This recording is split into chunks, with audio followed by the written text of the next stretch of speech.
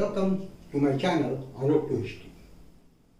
आज के वीडियो में हम राष्ट्र संघ की जो असफलताएं थी उस पर चर्चा करेंगे। ये देखा गया कि जब छोटे छोटे देशों का मामला होता था तो राष्ट्र संघ तो इसमें सफल हुआ, लेकिन ऐसे विवाद जिसमें ताकतवर और बड़े देश शामिल थे, वैसे विवादों में राष्ट्र संघ पूरी तरह से असफल हुआ। वो किसी भी छोटे देश को, जिस पर कोई ताकतवर देश आक्रमण किया था, उसको न्याय नहीं दिला पाया। तो हम उसी की जांच पड़ताल करेंगे कि कहाँ कहाँ इस तरह की घटनाएं हुई जहां राष्ट्र संघ असफल रहा है। सबसे पहले विल्ना नगर को लेकर पोलैंड और लिथुआनिया के बीच में एक तनाव हुआ। पोलैंड विल्ना नगर पर हमला कर दिया, उसके ऊपर कब्जा कर लिया। यह मामला लिथुआनिया राष्ट्र संघ में ले गया। राष्ट्र संघ में 2 साल तक ये विवाद नहीं सुलझ पाया, इस पर बहस होते रहा। और चूंकि पोलैंड को फ्रांस और ब्रिटेन जैसे बड़े राष्ट्रों का समर्थन प्राप्त था, इसलिए राष्ट्र संघ पोलैंड का कुछ भी बिगाड़ नहीं सका और बेचारा लिथुआनिया एकदम लाचार बना रहा। ठीक इसी प्रकार यूनान और इटली के मामले में विवाद हुआ। 1923 में अल्बानिया की सीमा को लेकर यूनान और इटली के बीच में एक तनाव की स्थिति आ गई, जब यूनानी आतंकवादियों ने जो सीमा को निर्धारित करने वाली कमीशन थी, उसके इटली के पदाधिकारी की हत्या कर दी। इटली ने यूनान से क्षतिपूर्ति मांगी और यूनान जब क्षतिपूर्ति नहीं दिया तो इटली यूनान के शहर कर्फ्यू नगर पर बमबारी किया और उसको तहस नहस कर दिया, उस पर अपना कब्जा कर लिया और फिर से उसे क्षतिपूर्ति मांगी।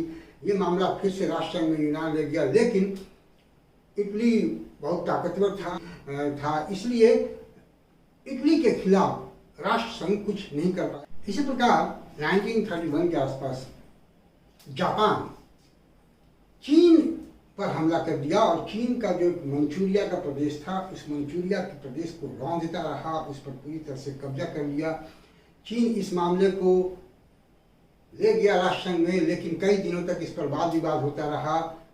जापान किसी भी निंदा की परवाह किए बिना धुआंधार बमबारी करता रहा, हमला करता रहा और मंचूरिया पर कब्जा करके एक अलग स्वतंत्र राष्ट्र, उसे मंचुकाओ नाम से बना दिया। चीन का कोई भी कुछ नहीं, चीन के लाख कहने पर भी जापान का कोई कुछ बिगाड़ नहीं सका। दरअसल जापान ये घोषणा कर रहा था या करता था कि मंचूरिया पर कब्जा करने के पीछे जो उसका उद्देश्य है, वो जो सोवियत रूस है, वहाँ की जो साम्यवादी व्यवस्था है, साम्यवादी सरकार है या साम्यवादी जो विचारधारा है, उसका प्रचार प्रसार नहीं हो, उसको रोका जा सके सोवियत रूस को, इसलिए मंचूरिया पर वो कब्जा करना चाहता है।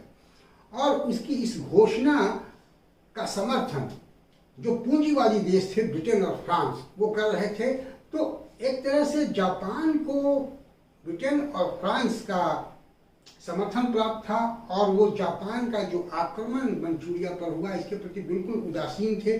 और उनकी उदासीनता की वजह से राष्ट्र संघ जापान के खिलाफ कुछ नहीं कर पाया और जापान बिल्कुल चीन को रौंदता रहा, राष्ट्र संघ मूक दर्शक बना रहा। यहाँ तक कि 1933 में जापान राष्ट्र संघ की सदस्यता से भी त्याग पत्र दे दिया और फिर से 1937 में चीन पर हमला किया और चीन कुछ नहीं कर पाया, राष्ट्र संघ मूक दर्शक बना रहा। तो इस प्रकार हम देखते हैं कि जब ताकतवर देश किसी देश पर हमला किया है या उसके किसी क्षेत्र पर कब्जा किया है, तो वैसी स्थिति में राष्ट्र संघ की असफलता सामने आई है। राष्ट्र संघ एक मूक दर्शक बनकर रह गया है। इसी प्रकार 1933 में परेग्वे ने ग्रेनविच प्रदेश पर अपना कब्जा करने के लिए हमला कर दिया और बोलीविया इसका विरोध करना चाहा, लेकिन राष्ट्र संघ में ये बात भी गई, लेकिन राष्ट्र संघ मूक दर्शक बना रहा, कुछ नहीं कर पाया।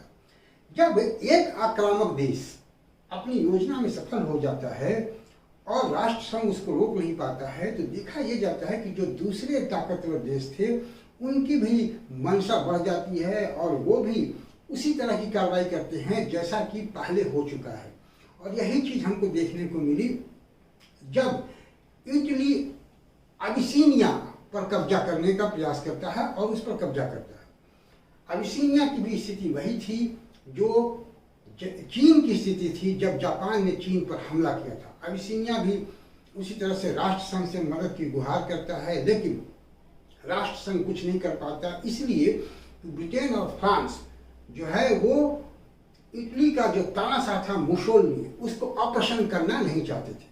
हालांकि बाद में ये देखा गया कि ब्रिटेन और फ्रांस की जो जनता है वो बहुत उद्वेलित हो गई इस हमले से, और वहाँ की सरकारों पर जनमत का दबाव पड़ने लगा। और उस जनमत के दबाव में ब्रिटेन और फ्रांस ने कार्रवाई करने की सोची और राष्ट्र संघ के द्वारा इटली पर आर्थिक प्रतिबंध लगा दिया गया। लेकिन यह आर्थिक प्रतिबंध जो है वो एक दिखावा था।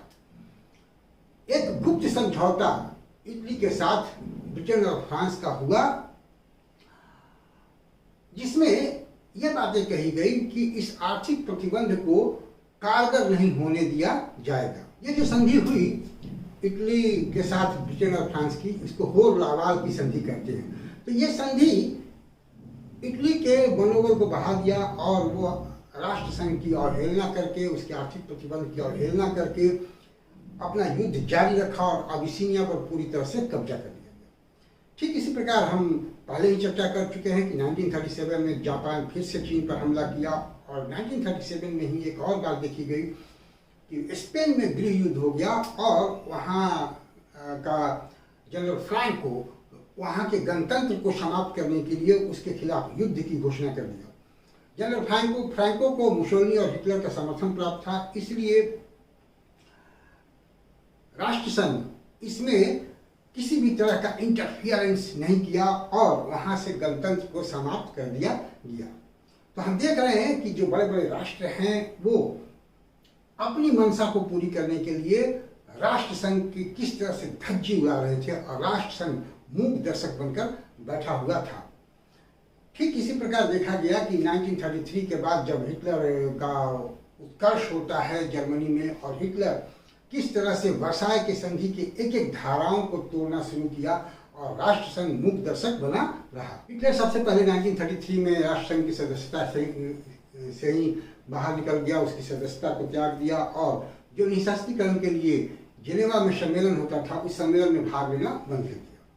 उसके बाद उस राइनलैंड के प्रदेश पर फौज भेजकर उसने कब्जा कर लिया। जो राइनलैंड का प्रदेश उसे छीन लिया गया था वर्साय की संधि के बाद।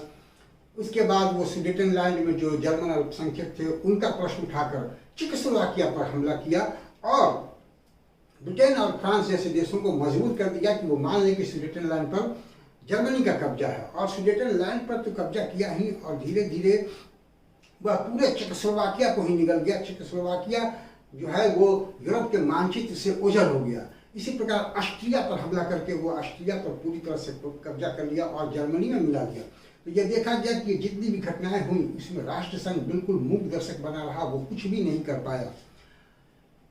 हिटलर की मंशा बढ़ती गई और 1939 में अब उसकी जो नज़र थी वो पोलिश कॉरिडोर और पोलैंड पर थी, क्योंकि वो वर्साय की संधि की इस योजना से बहुत ही उसको नफरत थी। उसको लगता था कि ये जो पोलिश कॉरिडोर है वो जर्मनी का बंटवारा कर दिया है, तो इस पोलिश कॉरिडोर पर कब्जा करना जरूरी है।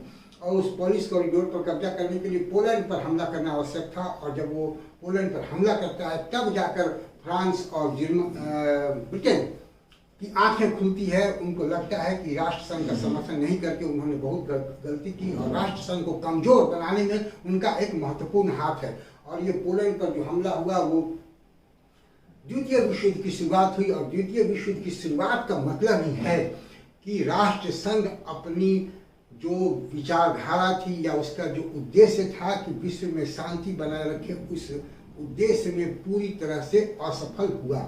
तो इस प्रकार हम देखते हैं कि जहाँ जहाँ बड़े राष्ट्रों के हित टकरा रहे थे, जहाँ जहाँ किसी भी विवाद में या युद्ध में बड़े राष्ट्र शामिल थे, वहाँ राष्ट्र संघ पूरी तरह से असफल रहा है, मूक दर्शक बना रहा है।